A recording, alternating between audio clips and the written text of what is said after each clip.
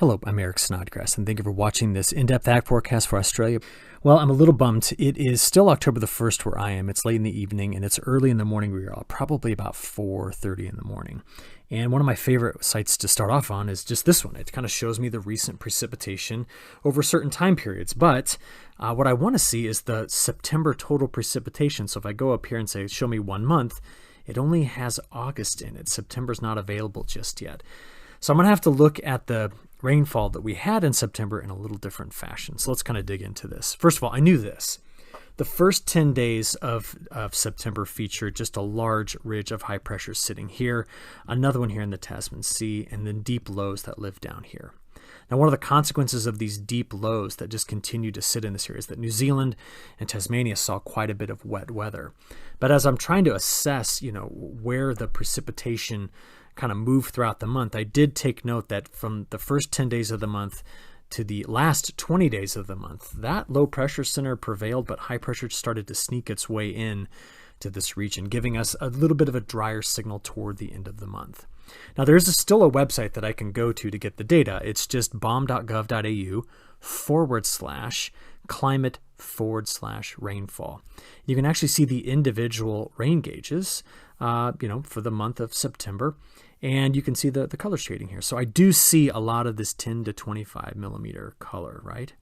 But you can also find some places that were a bit wetter, like this pocket up here in Queensland. Or if you come down here to where we have our kind of highlands, the higher elevation, you can click on an individual dot and get the data. So I just picked on this one here. The mean rainfall was 59.1. They only got 8 millimeters. Now, as I mentioned, because of the deep low that was to the south, take a look at the west coast of Tasmania. I'll pick a spot here, and what you notice is that mean rainfall is 158 millimeters for the month of September, and they were nearly double that. So it's a great resource. Go check it out when we have problems with getting data from other places. Now, I do have a couple of other spots I like to go to. For example, this one. It's on weatherbell.com, and what it shows you here is something called the CPC gauge data. Now, the Climate Prediction Center is in the United States, but globally we share rain gauge data across the world to understand rainfall. And as I look at this, I do see some interior pockets in New South Wales that were wetter. You can see this pocket of Western Australia that was wetter, and of course you saw the heavy rains up here a moment ago.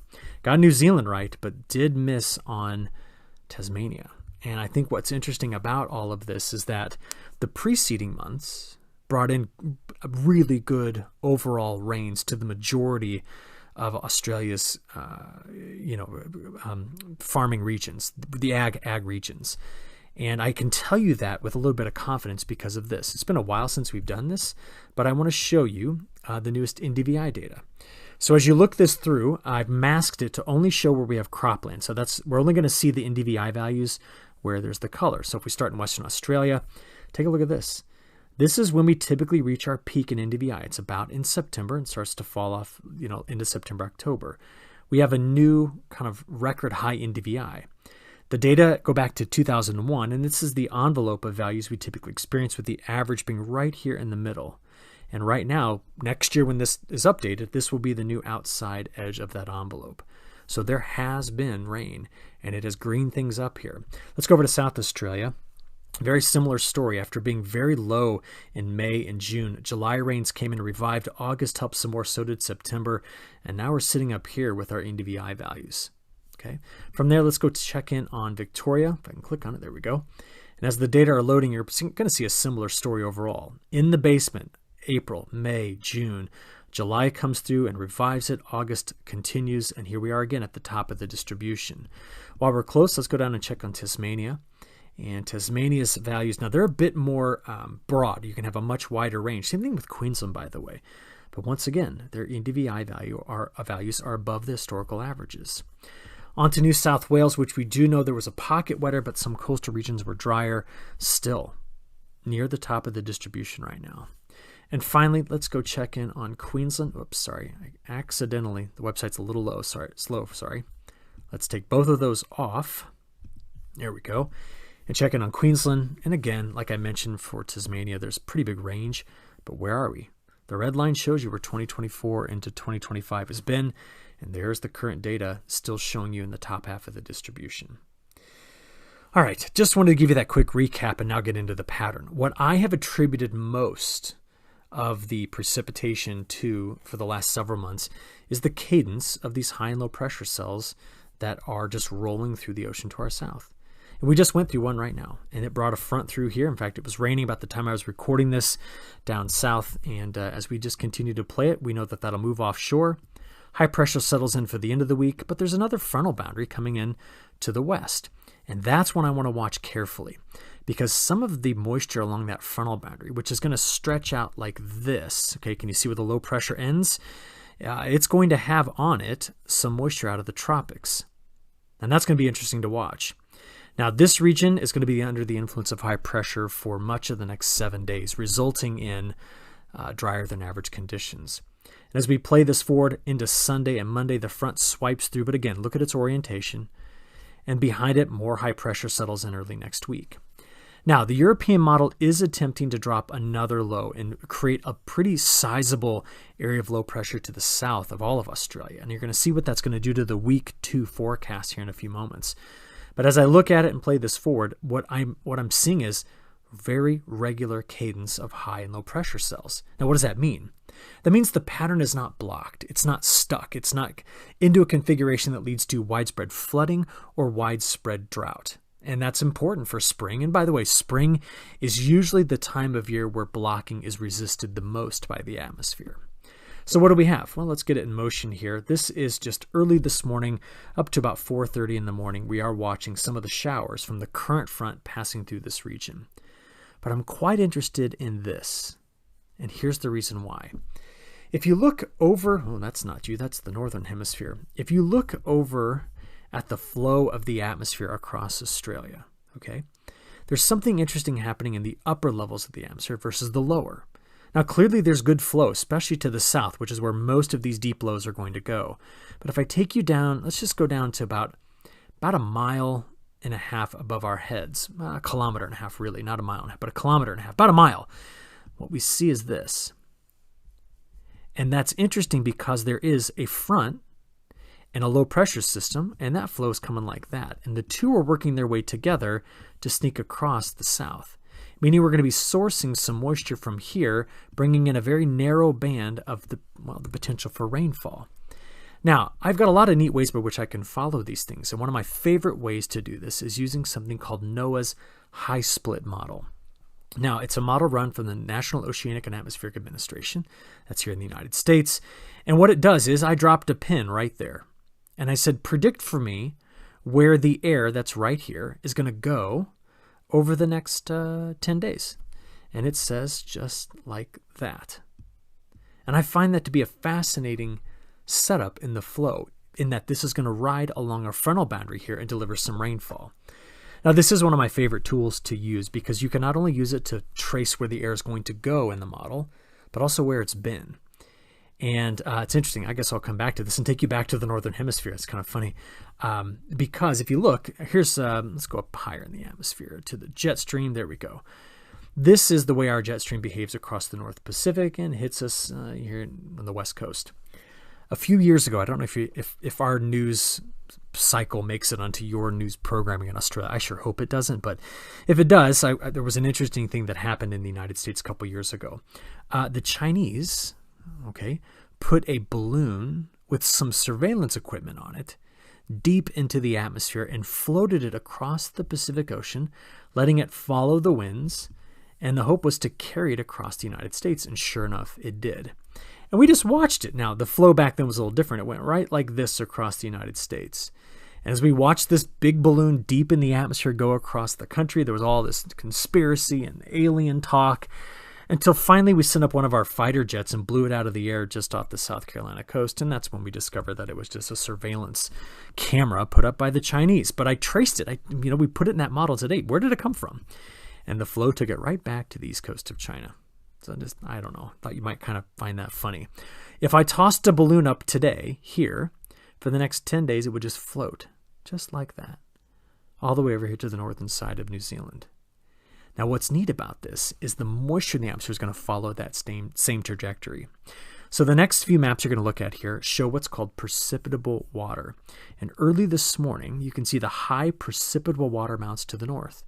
Now, what is precipitable water? It's the amount of water in the atmosphere that at any given time, if you squeezed it all out or condensed it all out, you'd get this much in rain. And I measure it in inches.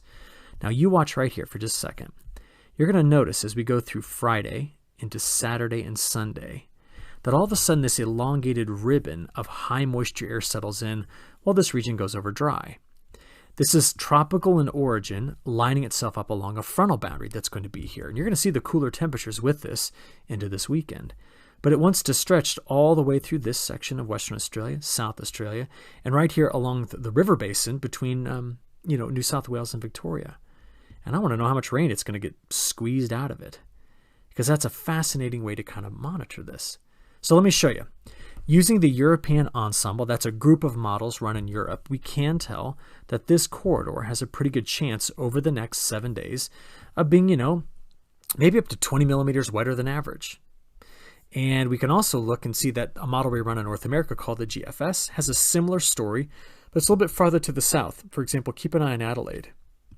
The European model brings in near normal to wetter than normal conditions. The GFS is farther to the south.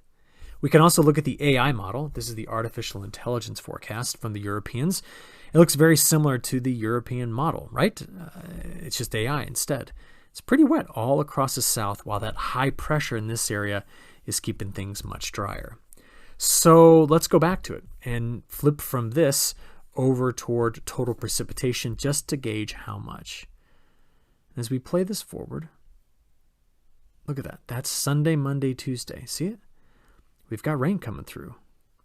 And by the end of the 10-day time period, I got a pocket here in Western Australia. Now, I understand the most intense ag is here, but riding through that pocket, there's 70 to 100 millimeters of rainfall. And even though we're still in the single digits, there are still chances for rainfall here in the wettest conditions down in Victoria, where it's raining this morning as I'm recording this. Now, what did we see earlier? Big low-pressure centers racing to our south. So that is why the west coast of Tasmania and New Zealand are so wet in this forecast. But overall, the interior is pretty dry. Now, what happens into week 2? Well, go ahead and have a look at it here. The European model is attempting to move the MJO temporarily over here into the Indian Ocean, or out of the Indian Ocean, bringing up rainfall to the north. We still see our cadence of deeper lows moving to the south, which keeps this region and this region wetter. But broadly speaking, there's near normal to drier than normal conditions in the interior. Okay, is that echoed by the artificial intelligence? For the most part, it is. That's the October 9 through 15 forecast from the AI model. And lastly, this is the GFS Ensemble, October 9 to October 15 precipitation anomalies. But the only difference is it's got better chances of bringing in rainfall in here due to the presence of high pressure offshore. All right. Now, one thing we can always do, let's just do this real quick. We go to agweather.com. You can click on weather models. Let's pick the European Ensemble. Let's go to Australia. And then now we can just say, show me the next 2 weeks kind of in bulk. So this is mostly coming in week 2. This is coming in the next 5 to 7 days. And this region, due to the influence of high pressure, will likely be drier. All right, that's kind of the overall story behind this. I am working on a brand new tool that I'm very excited to share with you all that will allow you to be able to compare all the models at once and see the data. But we'll get that out to you as soon as we get it finished. All right, on to temperatures very quickly. This is the next 5 days. So behind the current front, we're cooler in through here. But as the new front emerges in Western Australia, take a look. This is now getting through the weekend into early next week. If I stop it out there at day 10, this would be next Tuesday through next Saturday. That shows you where we have the cooler conditions behind the front that's going to align itself just like that. Now, beyond that, we tend to go back over to normal, even at times above normal temperatures, especially across this section of Australia. All right, that's my near-term forecast, and we've now got an understanding on what's driving it. Okay, what I'm very curious about is where does this go for the whole month of October? Now, a lot of us have been wondering in the meteorological community why the Bureau of Meteorology's model called Access S2 is so aggressive at sweeping the MJO around, while nearly every other model is just dumping it into null space and letting it sit and spin here. Now you're going, Eric, I don't care. Just tell me the difference. Well, if the MJO comes sweeping way out and gets farther and farther away from the center of the diagram, it becomes a faster moving feature that also has stronger historical correlations. So we don't like it when the MJO just sits and spins inside the inner circle. We want it to come out. Now, what would it mean if it did? What if it did follow this path? Well, first out here, going into phase 7 and 8, we can go have a look.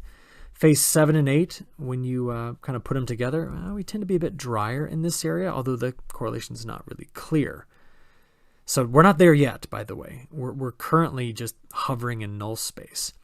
But this would mean a drier swath there. And then if it came down to phase 1, 2, then we'd be drier here and here. Now that may align with what I just told you, but how much of the month does that control? That's the question we all have. And none of us, the entire meteorological community is right now scratching our heads going, I don't want to make a call on October, the full month of October just yet, because of some of the peculiar behaviors of the atmosphere at the beginning of it.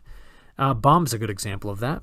This is their prediction for October and the chance of exceeding median rainfall. And mostly outside of Queensland, the values they're closer to 50-50 than anything. I mean, right? And I get why they're doing that. We would like a stronger signal. Is La Nina there? Yeah. I mean, there's plenty of cold water, but the trade winds, which we want racing all the way over here, they're weaker right now. They've backed off, and they're really just in this vicinity. So that means that La Nina is kind of going through a bit of a waxing, waning. It's kind of getting stronger and weaker with time. And this La Nina is very unique in that there's so much warm water to the north and south of it. Our biggest, baddest La Ninas are very cold all throughout this area and all the way up into here. And that's not what this one is. It's really just confined to the equatorial Pacific. Now, what's important about this is we still have the issues that I mentioned. Let me go show them to you. If we go down to 850 millibars, that's about a mile above your heads. I mean, look, we still have the stronger trade winds, although just not quite as strong.